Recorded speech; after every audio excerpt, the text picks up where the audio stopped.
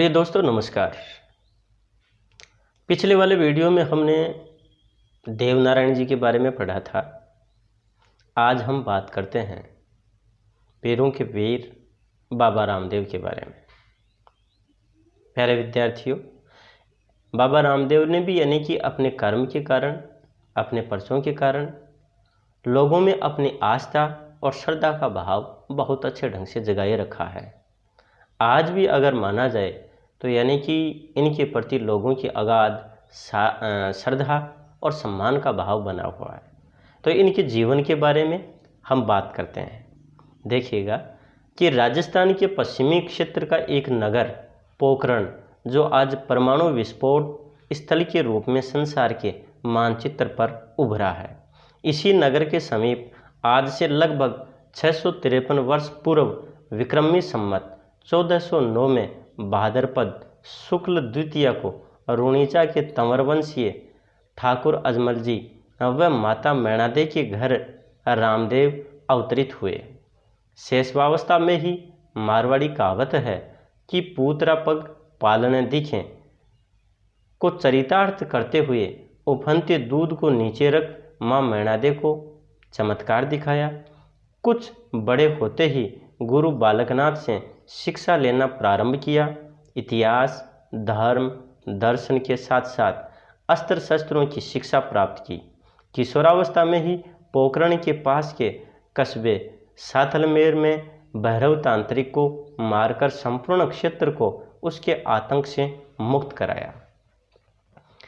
प्यारे विद्यार्थियों, यहाँ पर बाबा रामदेव जी के बारे में जो बातें बताई हैं, इनमें बताया कि एक तो जो पोखरण नामक जो स्थान है और ये परमाणु विस्फोट के कारण आज संसार के मानचित्र पर उभर कर आया है, उसी के पास में लगभग 653 ईस्वी में या यूँ कहीं 653 वर्ष पहले और विक्रम संवत 1409 में भाद्रपद शुक्ल द्वितीया को जो रूणीजा के तंवरवंशीय जो ठाकुर थे अजमल जी और माता मैणादे के घर में इनका जन्म हुआ था। यहाँ पर लेखक बताते हैं कि जो शेषवावस्था है उसमें ही उनके बारे में ये एक बात आई कि जैसे कि उसमें एक कहावत कही गई है कि पूतरा पग पालन दिखें, अर्थात जो सुपुत्र है, जो सपूत है, उसके जो पैर हैं वो तो पालने में ही दिखाई देते हैं कि आगे जाकर के बड़ा ये प्रतिभाशाली होगा। तो उस कहावत को भी यानी कि यहाँ पर चरितार्थ हुआ मानते हैं। कैसे कि उन्होंने जो उफनता हुआ जो दूध है उसको नीचे रख करके और अपनी माता को चमत्कार दिखाया।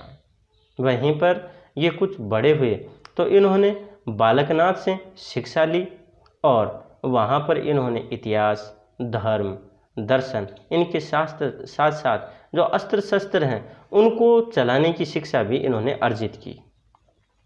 किशोरावस्था में ही ये पोखरण के पास जो कस्बा है यानी साथलमेर, और वहाँ पर एक भैरव तांत्रिक था जो लोगों को बहुत ज़्यादा परेशान करता था, उसको भी उन्होंने मार गिराया और वहाँ से इनका जो आतंक था उस आतंक को इन्होंने हमेशा हमेशा के लिए मिटा दिया, सभी लोगों को आतंक मुक्त कर दिया। उसी क्रम में आगे देखिएगा। अब रामदेव ने परिस्थिति को पहचान कर लोक कल्याण में ही अपना जीवन खपाने का संकल्प लिया। राजपूत जाति के होने पर भी उन्होंने दलितों से संपर्क बढ़ाया तथा जम्मा जागरण आंदोलन के माध्यम से उन्हें जागृत कर अच्छाइयों की ओर प्रवृत्त किया। जम्मा जागरण का यह पुनीत कार्य मेघवाल जाति के द्वारा ही किया जाता था। शेष समाज उनकी वाणी का श्रवण किया करता था। समाज के पीछे बंधुओं के प्रति रामदेव जी का अंतःकरण करुणा व परोपकार से ओतप्रोत था। उन्होंने मेघवाल जाति की कन्या डालीबाई को अपनी धर्म बहन बनाया तथा पिछड़ी बस्ती में हैजा फैल जाने पर अपनी पत्नी को अकेली छोड़कर उनकी सेवा चिकित्सा हेतु दौड़ पड़े। प्यारे विद्यार्थियों, यहाँ पर बाबा रामदेव के संदर्भ में बात जो बताई गई है उनमें ये बात बताई गई कि इन्होंने लोक कल्याण की ओर अपना रुख कर लिया। अपना पूरा जो जीवन है वहीं पर खपाने का इन्होंने संकल्प ले लिया। ये राजपूत होने के बावजूद भी जो निम्न वर्ग, जो दलित वर्ग है या शोषित जो वर्ग है, उनके साथ में इन्होंने अपना संपर्क बढ़ाया और इन्होंने एक जो जम्मा जागरण है वो भी चलाया। जम्मा जागरण जो आंदोलन है वो एक तरह से ये जो शोषित पीड़ित जो समाज था, इनके भीतर जो बुराइयां व्याप्त थी, उन बुराइयों को समाप्त करके और इन्हें अच्छाइयों की ओर अग्रसर करने के लिए आंदोलन चलाया गया। यहाँ पर ये अच्छा प्रश्न है जम्मा जागरण को आधार बना करके, तो हमें ध्यान रखना है कि जम्मा जागरण आंदोलन किसने शुरू किया और इसका मूल उद्देश्य क्या था, ये अच्छा प्रश्न बनता है यहाँ। तो यानी कि जो जम्मा जागरण जो आंदोलन था, इसका जो पावन कार्य है वो मेघवाल जाति के जो लोग थे उनके द्वारा ही किया जाता था। यानी एक तरह से जागरण होता, भजन कीर्तन होता, और शेष जो लोग थे वो उनकी वाणी को सुनने का काम करते थे।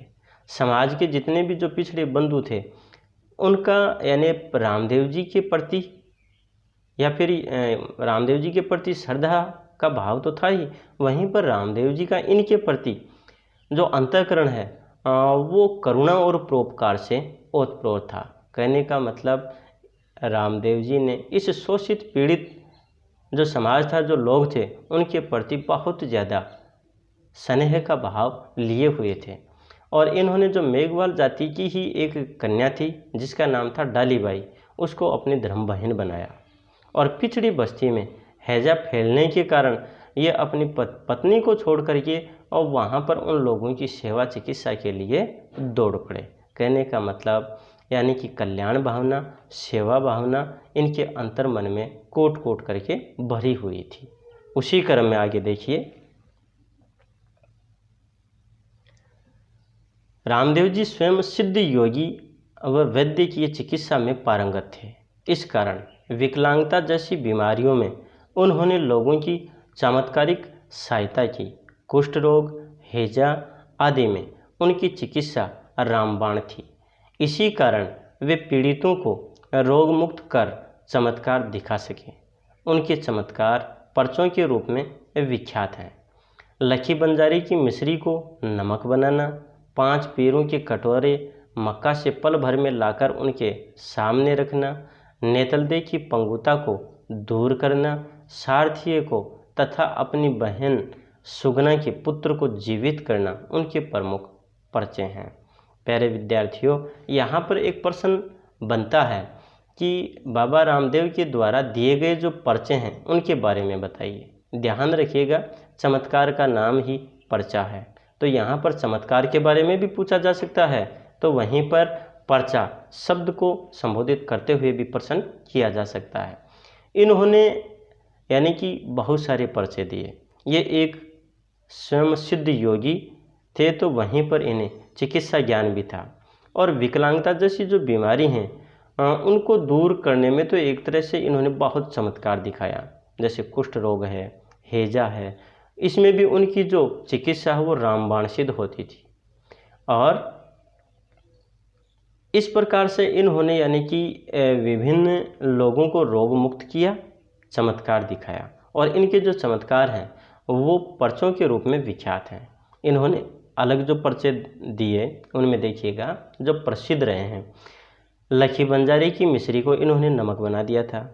5 पैरों के जो कटोरे थे वो मक्का से क्षण भर में ही ला करके उनके सामने रख दिए थे। नेतलदे की जो पंगुता थी, विकलांगता थी, उसको उन्होंने दूर कर दिया था। और एक तो जो सारथिया और एक इनकी अपनी बहन सुगना, उनका जो मृत पुत्र था यानी कि उनको जीवित करके लोगों के सामने प्रमुख ये पर्चे रखे, या यूँ कहें कि इन्होंने चमत्कार दिखाया। उसी क्रम में देखना आगे यहाँ पर ये बात आती है कि मेरे जीवन का उद्देश्य पूरा हो गया है, ऐसा मान उन्होंने अपनी लीला मात्र 33 वर्ष की आयु में ही समेट ली। भाद्वा सुदी 10वीं विक्रम संवत 1442 के दिन उन्होंने समाधि ले ली। आज उसी समाधि पर प्रतिवर्ष एक विशाल मेला लगता है जिसमें प्रतिदिन लाखों यात्रु दर्शनार्थ आते हैं और उनके गीत गाते हैं, कि घनी घनी खम्मा हो अजमाल जी रे लाल ने। दोस्तों, यहाँ पर आगे इनके बारे में बताया गया है कि बाबा रामदेव का जो जीवन का जो उद्देश्य था और वो पूर्ण हुआ, ऐसा बाबा रामदेव ने माना। इसलिए उन्होंने क्या कि 33 वर्ष की आयु में ही समाधि ले ली और भाद्रवासुदी 10वीं विक्रम संवत 1442 के दिन उन्होंने समाधि ली। और आज उस समाधि पर हर वर्ष विशाल मेला लगता है और वहाँ प्रतिदिन लाखों के रूप में या लाखों की संख्या के रूप में जो यात्री हैं वो उनके दर्शन करने के लिए वहाँ पर आते हैं। उनके संबंध में एक जो गीत है वो बहुत ज़्यादा प्रसिद्ध और चर्चित है। लोग उस गीत को गुनगुनाते हैं, गाते हैं कि घनी घनी खम्मा हो अजमाल जी रे लाल ने, कि जो अजमाल जी के लाल हैं, पुत्र हैं, अर्थात बाबा रामदेव, उनको बहुत ज़्यादा घनी घनी यानी कि खम्मा हमारा नतमस्तक हो, हम उनको प्रणाम करते हैं। ये बात हुई बाबा रामदेव के बारे में। प्यारे विद्यार्थियों, अब हम जो नया बिंदु आगे लेकर के आएंगे, नया वीडियो आपके समक्ष लेकर के आएंगे, वो लेके आएंगे संत जंभेश्वर का। हाँ, अगर आपने अभी तक इस वीडियो को यानी कि लाइक और शेयर नहीं किया है तो निश्चित रूप से कीजिएगा और इस चैनल को सब्सक्राइब कर लीजिएगा। धन्यवाद, नमस्कार।